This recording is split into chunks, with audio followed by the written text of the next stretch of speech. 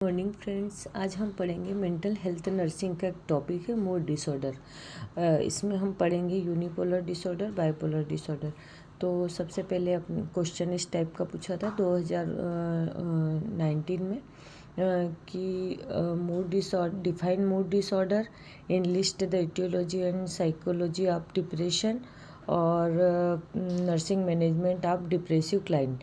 तो अब हम देखते हैं सबसे पहले डिफाइन मूड डिसऑर्डर। तो जो मूड डिसऑर्डर होता है उसको mood affective disorder, bipolar disorder, unipolar disorder या मैनिक डिप्रेसिव साइकोसिस के नाम से भी जानते हैं। तो अगर किसी भी टाइप से क्वेश्चन आए तो हमको यही डिफाइन करना है, मूड डिसऑर्डर से डिफाइन करना है। उसके बाद में उसकी जो जिस टाइप से भी क्वेश्चन पूछते हैं उसको डिफाइन करना है। तो मूड डिसऑर्डर में हमको पता होना चाहिए कि ये mood affective disorder, bipolar disorder, unipolar disorder और मैनिक डिप्रेसिव साइकोसिस आता है। तो सबसे पहले अपन देखते हैं मूड डिसऑर्डर की डेफिनेशन। तो मूड डिसऑर्डर क्या होता है, इसमें क्या होता है, क्लाइंट में एक्सट्रीमली मूड में चेंजेस आते हैं। उसका मूड सडनली क्या होता है, डिस्टर्बेंस हो जाता है उसके मूड में। तो इसको इस प्रकार से डिफाइन करेंगे कि mood changes is the primary dominant feature of mood disorder. मतलब कि मूड चेंजेस क्या होता है, इसका प्राइमरी डोमिनेंट फीचर होता है मूड डिसऑर्डर का। उसमें उसका सडनली क्या होता है, मूड चेंज होता है। Mood disorder are severe disturbance of mood. इसमें क्या होता है, मूड डिसऑर्डर में सीवियर डिस्टर्बेंस होता है।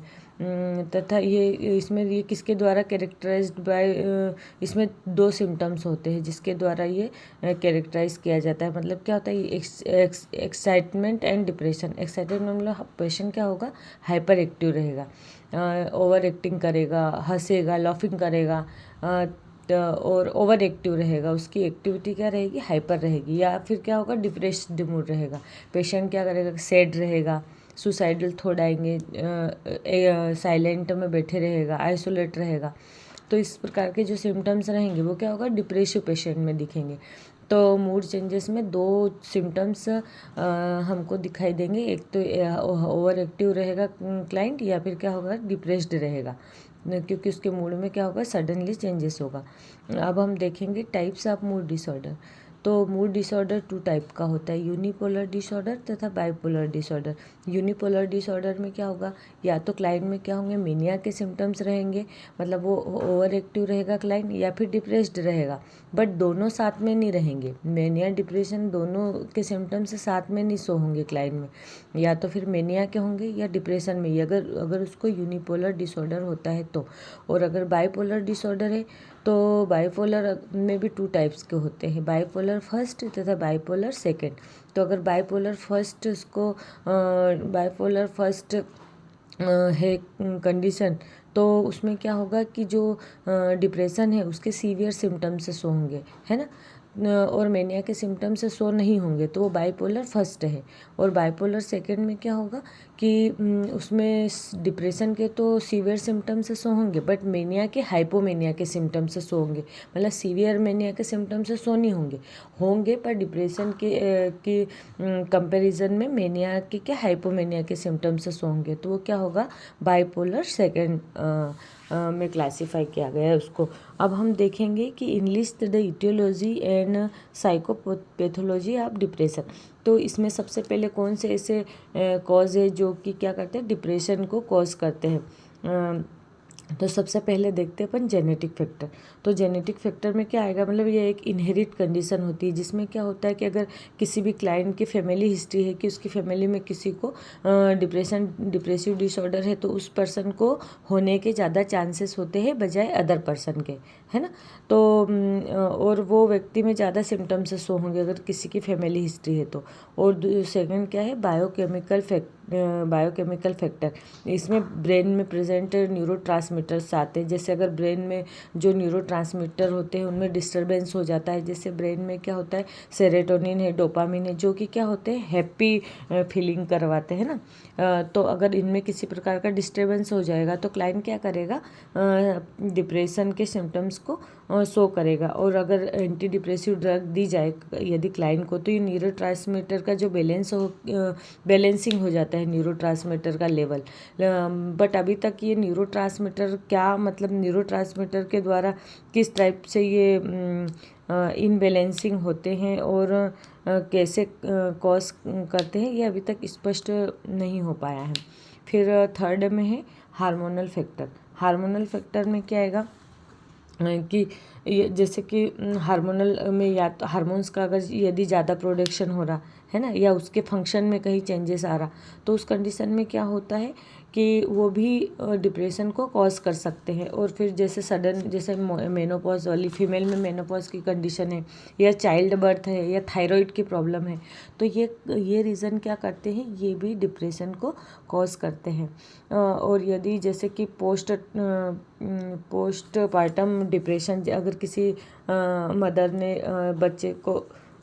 बच्चे का बर्थ हुआ है ना, और उस समय अगर किसी मदर को पोस्ट पार्टम डिप्रेशन हो रहा है, तो वो फीलिंग्स सडन हार्मोनल चेंजेस होता है ना, उसके कारण भी होता है। और यह एक सीवियर कंडीशन होती है। पोस्ट पार्टम डिप्रेशन है ना, बहुत सीवियर कंडीशन होती है। तो ये मेन ये कॉज है जो कि क्या करते हैं, डिप्रेशन को कॉज करते हैं। अब हम देखेंगे साइकोपैथोलॉजी। तो पहले अपन साइकोपैथोलॉजी का मीनिंग समझते हैं ना। साइकोपैथोलॉजी मीन्स कोई भी डिसीज़ है, वो उसकी ओरिजिन कहाँ से हो रही है, वो स्प्रेड कैसे हो रही है, उसके क्या कॉज है, तथा इसके लिए हम क्या ट्रीटमेंट कर सकते हैं, इंटरवेंशन कर सकते हैं, इसकी स्टडीज़ में होती है। बट जब तक हम साइकोपैथोलॉजी को नहीं समझेंगे, तब तक हम किसी भी पेशेंट के ट्रीटमेंट डायग्नोसिस नहीं कर पाएंगे, है ना, और नहीं हम अच्छे से केयर कर पाएंगे। हमको उसका कॉजेस पता होना चाहिए, रूट कॉज पता होना चाहिए कि वो डिसीज़ की ओरिजिन कहाँ से हुई है। इसके लिए साइकोपैथोलॉजी को हमको समझना बहुत ज़रूरी है। तो सबसे पहले कौन से कॉज हो सकते हैं कि डिप्रेशन को कॉज करेंगे, तो सबसे पहले इसमें है कॉग्निटिव सिम्टम्स। तो कॉग्निटिव सिम्टम्स क्या होगा, यदि कोई क्लाइंट है, जैसे नेगेटिव थिंकिंग पैटर्न है उसके अंदर, है ना, होपलेसनेस, हेल्पलेसनेस अगर है क्लाइंट। होपलेसनेस का मीनिंग है कि यदि क्लाइंट में कोई वो ये सोचेगा कि मुझे कोई हेल्प नहीं करता है मेरी, या फिर कोई इच्छा ही नहीं है, मैं कुछ नहीं कर सकता लाइफ में आगे, मैं नहीं कर पाऊँगा, किसी भी चीज़ को मैं नहीं कर पाऊँगा। तो ऐसी जो थिंकिंग है वो होपलेसनेस है ना।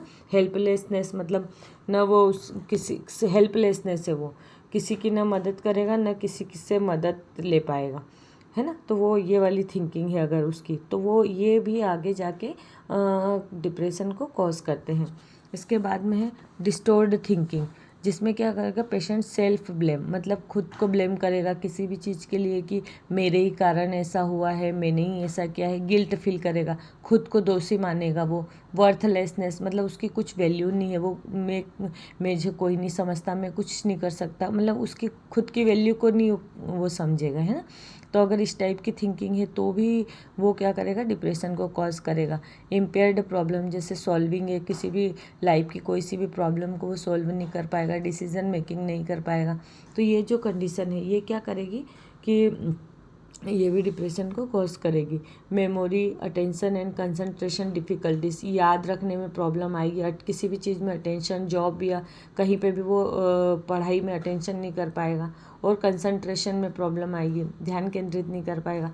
तो ये वाली सिचुएशन के कारण भी धीरे धीरे ये क्या करते हैं कि डिप्रेशन को कॉज करते हैं। फिर हम देखेंगे इमोशनल सिम्टम्स। इमोशनल सिम्टम्स में क्या आएगा, परसिस्टेंस, फीलिंग ऑफ सैडनेस और एम्पैथी। तो देखो परसिस्टेंस फीलिंग, अगर कंटिन्यू क्लाइंट को क्या होगा, सैडनेस की फीलिंग रहेगी, और अपने आप को एम्प्टीनेस मतलब खालीपन महसूस करेगा, किसी से बातचीत नहीं करना, एकदम एम्प्टी फील करेगा, और कंटिन्यू सैडनेस की फीलिंग रहेगी, तो भी ये इमोशनल सिम्टम्स में आता है, ये भी डिप्रेशन को कॉज करते हैं। सेकेंड है loss of interest in activity, जिसको एनेडोनिया भी बोलते हैं, मतलब किसी भी एक्टिविटी में इसको इंटरेस्ट नहीं रहेगा, खुद काम नहीं करना, सेट रहना, तो ये भी कॉज करता है डिप्रेशन को। इरिटेबिलिटी है, एंजाइटी और रेस्टलेसनेस, अगर इरिटेबल है पर्सन, एंजाइटी हो रही है, किसी भी चीज़ की एंजाइटी है, और रेस्टलेसनेस है क्लाइंट, तो भी वो डिप्रेशन को कॉज करेगा। फिर बिहेवियर सिम्टम्स में क्या आएगा, changes in appetite, sleep pattern, energy level.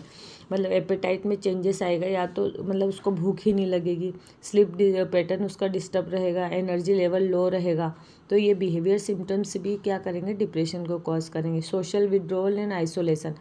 Social withdrawal मतलब सोसाइटी में किसी से बातचीत नहीं करना, अकेले रहना पसंद करना, सोसाइटी के जो एक्टिविटी है उसमें पार्टिसिपेट नहीं करना। ये वाले सिम्टम्स जो रहेंगे ये भी डिप्रेशन को आगे जाके कॉज करते हैं। Loss of interest in personal care. Personal care में उसको कोई इंटरेस्ट नहीं रहेगा। फिर है नेक्स्ट है न्यूरोलॉजिकल सिम्टम्स। इसमें क्या आएगा, न्यूरोट्रांसमीटर इम्बैलेंस। हमने पहले कॉजेज़ में भी देखा कि जो न्यूरोट्रांसमीटर होते हैं जैसे सेरोटोनिन और डोपामिन, इनका लेवल क्या हो जाता है, डिस्टर्ब हो जाता है, जिसके कारण भी डिप्रेशन होता है। हार्मोनल चेंजेस में हमने देखा था, तो कॉर्टिसोल और थायराइड हार्मोन्स के डिस्टर्बेंस के कारण भी क्या होता है, ये कॉज होता है। इसके बाद में हम देखेंगे brain structure and function changes. Brain structure जैसे कि एमिगडाला और हिप्पोकैम्पस हमारे ब्रेन में दो एरियाज़ होते हैं जो मेमोरी होती है और फियर होता है, इसके लिए रिस्पॉन्सिबल होता है। फियर से को कंट्रोल करने के लिए रिस्पॉन्सिबल होता है। और एमिगडाला मेमोरीज और कॉग्निटिव फंक्शन के लिए रहता है। तो अगर ये डिस्टर्ब हो जाएंगे, है ना, तो भी क्लाइंट क्या करेगा, उसकी जो डेली एक्टिविटी होगी वो डिस्टर्ब हो जाएगी, और क्लाइंट क्या करेगा, डिप्रेशन के सिम्टम्स से शो करेगा। फिर है साइकोलॉजिकल सिम्टम्स। तो साइकोलॉजिकल सिम्टम्स में क्या आएगा कि लो सेल्फ स्टीम रहेगा क्लाइंट में, सेल्फ वर्थलेसनेस रहेगी, फीलिंग ऑफ गिल्ट रहेगा, shame, helplessness, hopelessness, suicidal thought. Psychological symptoms अगर क्लाइंट शो करेगा, है ना, तो भी उसको ये साइकोलॉजिकल सिम्टम्स से शो करेगा, तो भी क्लाइंट क्या करेगा, आगे चल के उसको कंटिन्यू, अगर ये सिम्टम्स रहते हैं तो वो डिप्रेसिव की ओर मूव ऑन करेगा। तो अभी तक हमने देखा कि मूड डिसऑर्डर क्या होता है ना, types of mood disorder, aetiology और साइकोपैथोलॉजी ऑफ डिप्रेसिव पेशेंट। और तो इसके बाद हम इसका पढ़ेंगे नर्सिंग मैनेजमेंट हम नेक्स्ट टॉपिक में पढ़ेंगे। Thank you.